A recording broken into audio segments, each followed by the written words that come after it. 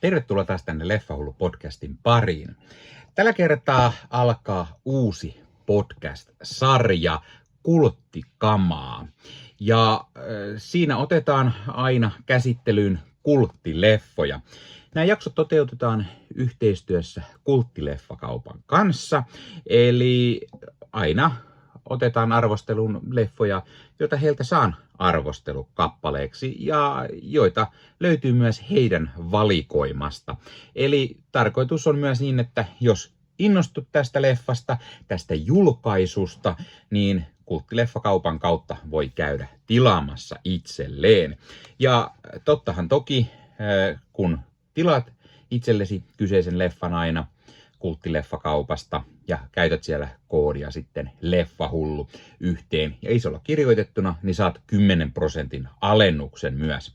Tottahan toki voit myös ostaa Kulttileffakaupasta mitä tahansa muitakin elokuvia ja syöttää sen kyseisen koodin, niin saat sen 10% alennusta. No niin, ja ensimmäiseksi sain arvostelukappaleeksi elokuvan At Close Range. Eli kyseessä on elokuva vuodelta 1986, Elossa todistamaan suomenkielinen nimi. Ja sain siis tämän Arrow-videon julkaiseman Blu-rayn. Eli siis mikäs parempi lähtee liikkeelle kuin Arrow-videon julkaisulla. Arrown julkaisuja on aina kehuttu todella paljon. Ne usein tekee itse nämä julkaisut, masteroi leffat ja näin, niin siellä on usein todella hyvän laatuista jälkeä sitten. Meikäläisellä tosiaan on kokoelmassa tätä ennen ollut yksi Arrow-videon julkaisu, ja se on itse asiassa leffa, mitä mä en ole edelleen tänä päivänä katsonut. Eli ehkä mä sen tässä jossain kohtaa myös saan aikaiseksi katsottua ja saan siitä sitten tehtyä videoa tai arvostelua. No ensinnäkin At Cold Range. Elokuva, mistä mä en ole ikinä ennen kuullut yhtään mitään.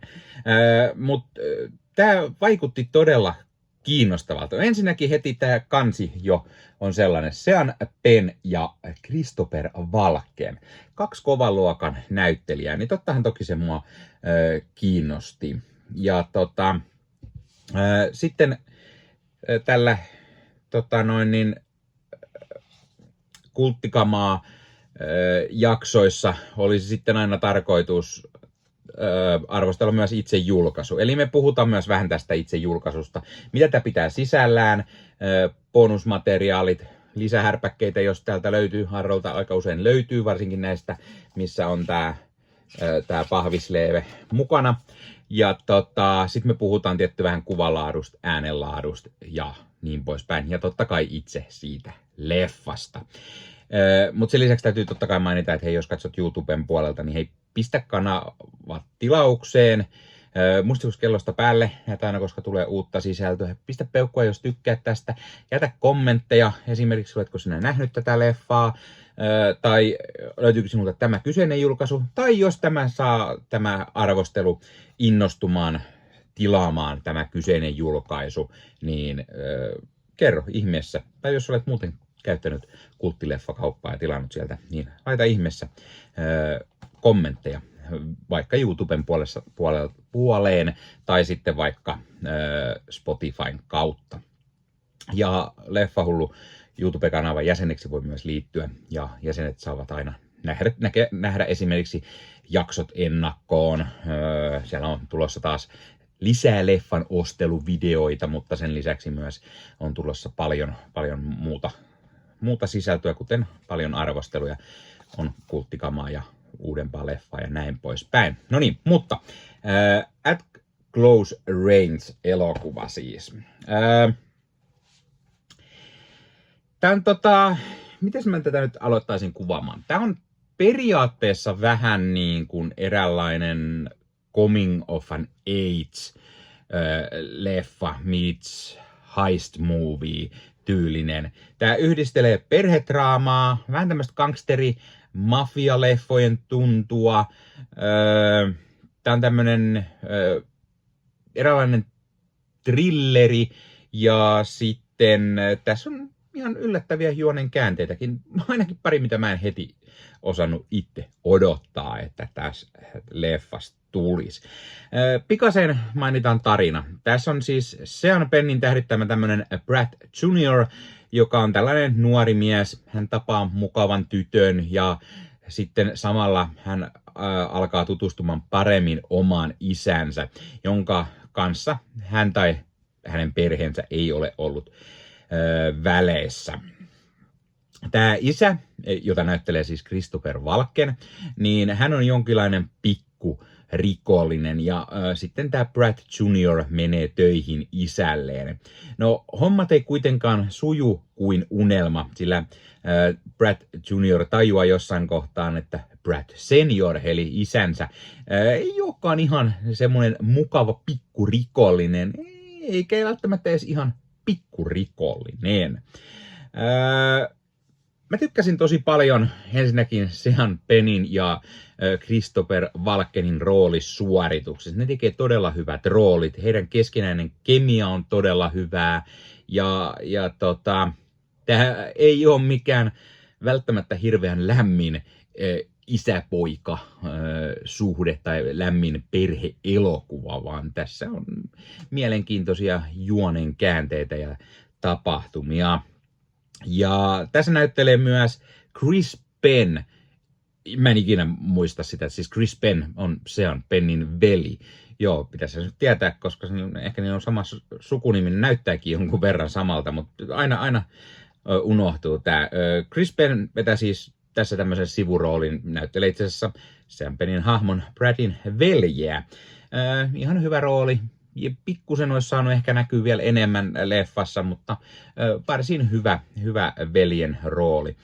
Sitten me nähdään Crispin Glover, joka, hän näyttelee aina tämmöistä jotenkin häijyy, jotenkin kiaroo, outoa kaveria ja tekee sen tässä taas varsin tuttuun tapaan. Sitten tässä on Kiefer Sutherland, joka on todella pienessä roolissa. Varmaan yksi puhekohtaus leffassa, muuten ei paljon sano edes mitään.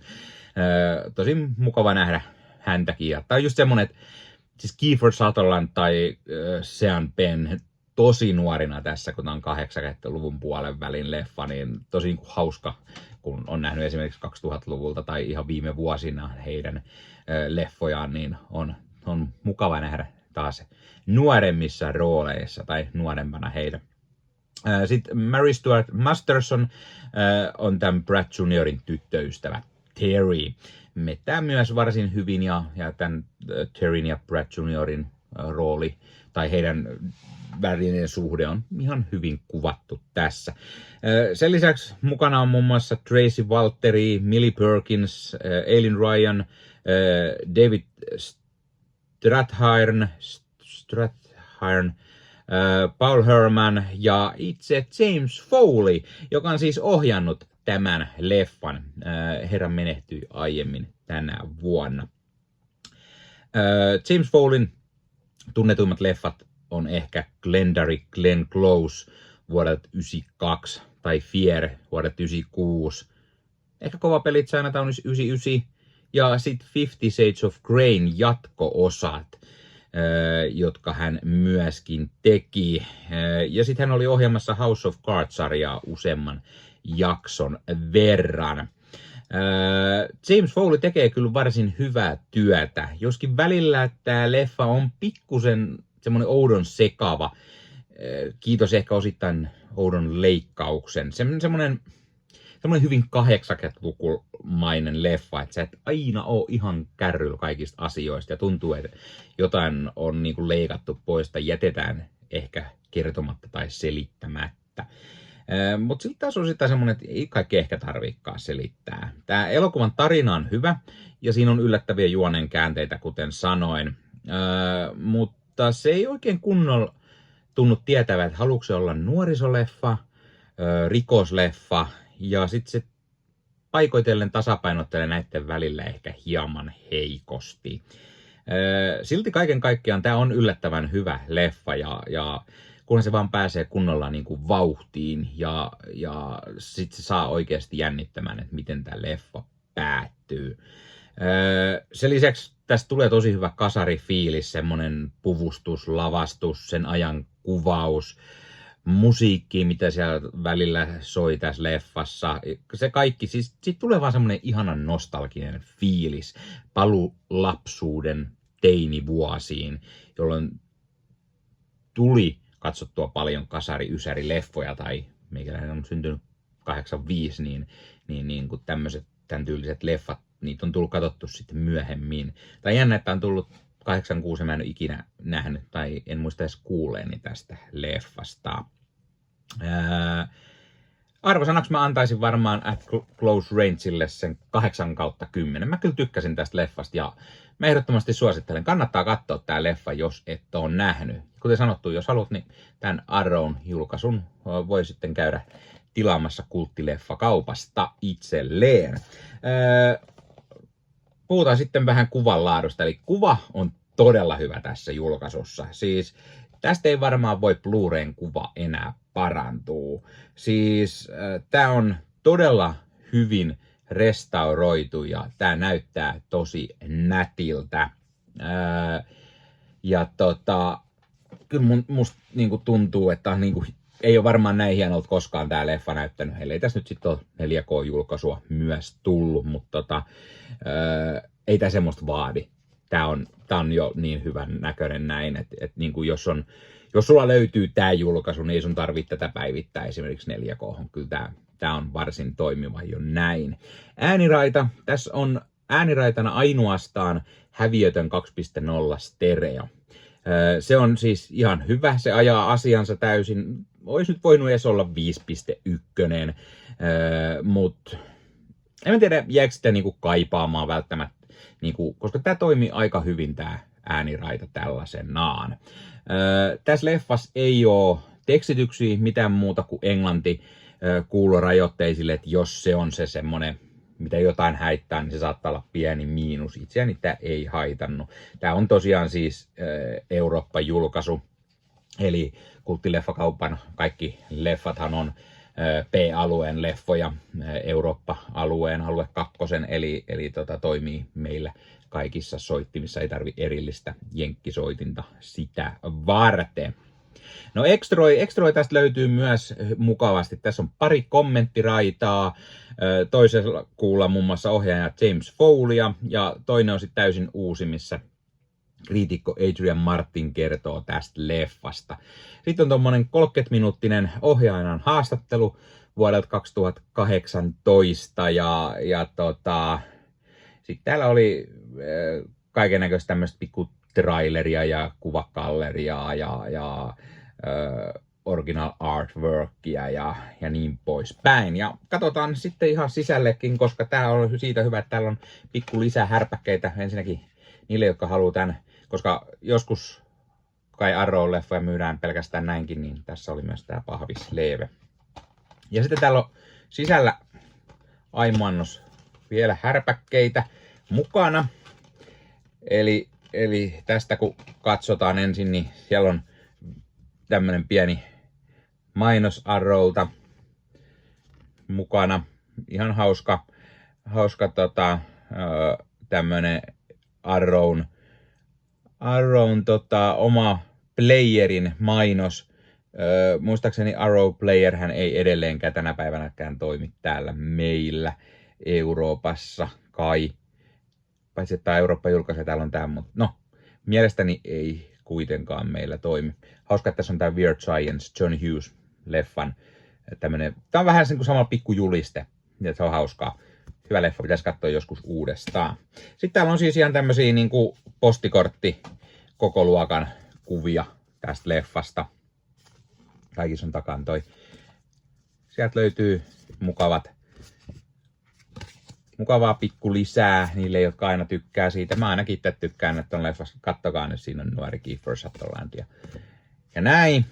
Sitten täällä on tämmönen Arrow-julkaisuista tyyli tuttu vihkonen, missä on tietty lisää kuvia. Vähän kerrotaan leffasta ja sen tekemisestä ja näin. Tää on aina mukava, että tulee tämmösiä pikku lehtisiä. Tässä on 35 sivua, joten ihan mukavasti pientä juttua. Ja sitten sen lisäksi täältä löytyy myös juliste.